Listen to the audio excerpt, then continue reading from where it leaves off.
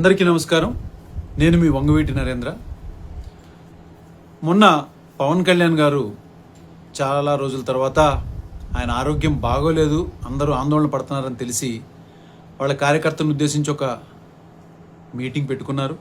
దానిలో ఆయన హెల్త్ గురించి కూడా చాలా విషయాలు చెప్పారు. నేను కూడా ఆ భగవంతుని ప్రార్థిస్తున్నాను ఆయన తొందరగా కోలుకోవాలని. ఎందుకంటే రాజకీయంగా ఆయన ఏదన్నా తప్పు మాట్లాడినప్పుడు నేను ఎన్నో సందర్భాల్లో ఆయన్ని ప్రశ్నించడం జరిగింది. కానీ ఆరోగ్య విషయానికి వచ్చేసరికి ఒక మానవతా దృక్పథంతోనే మేము ఆలోచిస్తాం. సరే, ఆయన మీటింగ్ పెట్టుకున్నాడు, ఆయన కార్యకర్తలను ఉద్దేశించి బాగానే ఉంది, దానిలో ఏమీ ఇబ్బంది లేదు. మరి సడన్గా రంగా గారి టాపిక్ ఎత్తి ఆయన, ఏమయ్యా మీరు ఆ రోజు అంతమంది ఉన్నారు, రంగా గారికి వేలల్లో వచ్చేస్తారు జనాలు, మరి అంతమంది ఉన్నవాళ్ళు మీరు ఎందుకు కాపాడుకోలేకపోయారు? 2,000 మంది 3,000 మంది కట్టలేకపోయారా?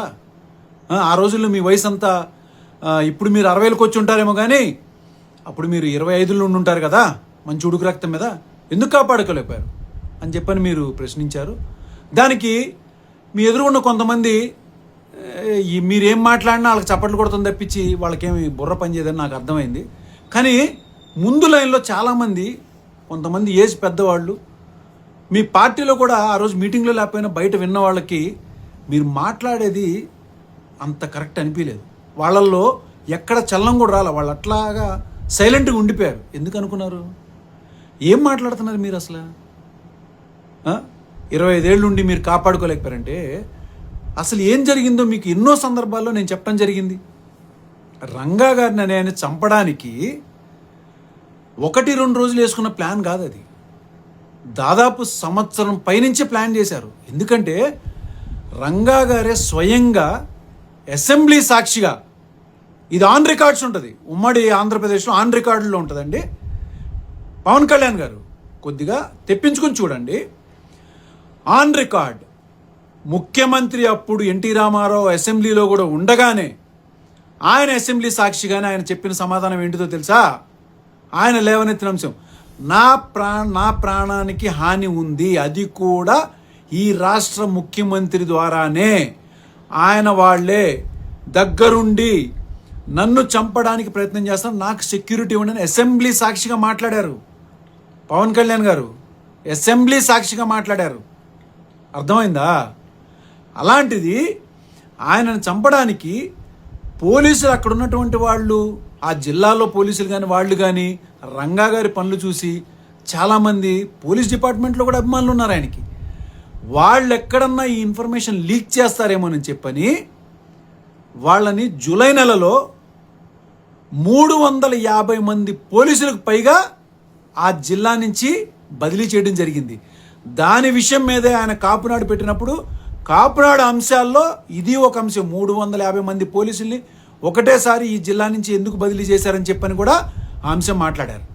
అయితే ఇంత విషయం మీకు, ఈ చిన్న సూక్ష్మన్నీ మీకు తెలియగా? పోనీ 144 సెక్షన్ అంటే మీకు ఐడియా ఉందా? అదే 144 సెక్షన్ని సీరియస్గా అమల్లో పెడితే ఎలా ఉంటుందో తెలుసా ప్రభుత్వం? మీకు వైజాగ్లో మిమ్మల్ని మీటింగ్ పెట్టుకోవద్దని చెప్పి హోటల్లో నోటీసులు సర్వ్ చేస్తే మీ కార్యకర్తలను వదిలేసేసి మీరు అక్కడి నుంచి ఖాళీ చేసి వెళ్ళిపోయారు, గుర్తుందా? కానీ అదే స్థానంలో రంగా గారు ఉంటే ఏం చేసేవాడు తెలుసా? నా కార్యకర్తలతో పాటు నన్ను కూడా అరెస్ట్ చేయండి అనేవాడు. మరి ఆ రోజున పవన్ కళ్యాణ్ గారు మీ చుట్టూ కూడా కొన్ని వేల మంది ఉన్నారే, మీకు ధైర్యం రాలేదా? కేవలం కిందకి దిగి అరెస్ట్ అవ్వడానికి కూడా మీకు ధైర్యం సరిపోలేదా? కానీ ఏ రోజు రంగా గారి కార్యకర్తలను వదిలేసి వెళ్ళిపోలా, వాళ్ళని కాపాడుకుంటానే వచ్చాడు. కానీ ప్రభుత్వమే ఈ యొక్క కుట్రలో హోమ్ మినిస్టర్ చంద్రబాబు నాయుడు, ముఖ్యమంత్రి ఇన్వాల్వ్ అయ్యి 3 IPS ఆఫీసర్లని ఈ యొక్క టాస్క్ మీద పెట్టి ఆయన ఎట్లన్నా చంపించేయాలని చెప్పని ప్రయత్నం చేశారు కాబట్టి, చేస్తున్నారు కాబట్టే ఆ ప్రయత్నాల్లో మీరన్నారు అడ్డుకట్ట కట్టేస్తే బాగుంటుందని చెప్పని, వీళ్ళందరూ అడ్డుకట్టలు కట్టేటువంటి ధైర్య సాహసాలు కలిగిన వాళ్లే. కానీ వాళ్ళందరినీ ఆయన బతులాడుకున్నారు. ఈ విషయం నేనేదో మాటలో చెప్పడం కాదండి, సీనియర్ నాయకులైనటువంటి ఉండవల్లి అరుణ్ కుమార్ గారిని, ఇంకా సీనియర్ చాలామంది నాయకులు కూడా చెప్పారు. ఇట్లా రంగా గారిని ఆ రోజున ఆయన చెప్తే అక్కడి నుంచి వెళ్ళిపోయారు తప్పించి, ఆయన మాటకి గౌరవం ఇచ్చి ఎవరు కూడా అలా వదిలేసి వెళ్ళటానికి ఇష్టపడలేదు. ఇంకొక విషయం చెప్తున్నా మీకు, ఒక పక్క ప్రభుత్వం ఆయన మీద కక్ష కట్టుందని చెప్పని కాదు, ఇంకో పక్క సొంత పార్టీలో కూడా ఆయన ఎదుగుదలను చూసి ఏడ్చేవాళ్ళు కూడా చాలామంది ఉన్నారు. ఇవన్నీ ఒక పక్కనైతే ఇంట్లోనే పెద్ద కుంపటి ఉంది.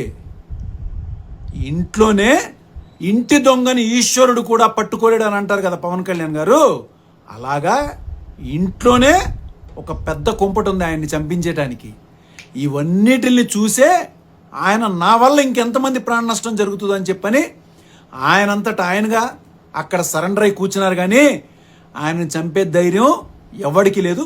ఇంకా విషయం ఏంటంటే, మీకు స్టేట్ ఇంటెలిజెన్స్ కాదు కదా, మీకు సెంట్రల్ ఇంటెలిజెన్స్ కూడా ఉంది కదా, బాగా పరిచయస్తులు ఉన్నారు కదా. వాళ్ళని ఒకసారి మీరు అడిగి చూడండి, ఏంటిది రంగా గారి విషయంలో ఏం జరిగింది, అసలు ఎవరు చంపించారు, దీని వెనక కుట్ర పన్నింది ఎవరు అని అడగండి. అప్పుడు కన్నా మీకు అర్థం అవుద్దేమో మీరు ఎలాంటి వ్యక్తులతో మీరు సంధి కుదుర్చుకుని మీరు కూటమిలో ఉన్నారు, ఎవరికి మద్దతు ఇచ్చి మీరు అధికారం ఇచ్చారు అనేది కనీసం ఇప్పుడు కన్నా మీకు తెలుస్తుందని చెప్పని నేను భావిస్తున్నాను. ఎందుకంటే మీరు ఎప్పుడు అవకాశం వచ్చినా మీ ముఖ్యంగా జనసేనలో 90% మంది రంగా గారి అభిమానులు ఉన్నారు తెలుసా మీకు. వాళ్ళందరూ ఏంటంటే మీరేదో రంగా గారి గురించి గొప్పగా మాట్లాడతారేమో అనుకుంటున్నారు, కానీ నాకు అర్థమైంది. కానీ వాళ్ళకు కూడా చాలామందికి రంగా గారి గురించి మాట్లాడుతున్నారు అనుకుంటా, కానీ కాసేపు ఏమో మీరు చూశానంటారు దూరం నుంచి, కాసేపు ఏమో నేను టీ ఇచ్చానంటారు. అసలు రంగా గారికి టీ అలవాటు లేదండి. ఇది ఏదో ఇంట్లో సొంత మనుషులకు కాదు, రాష్ట్రం మొత్తం తెలుసు.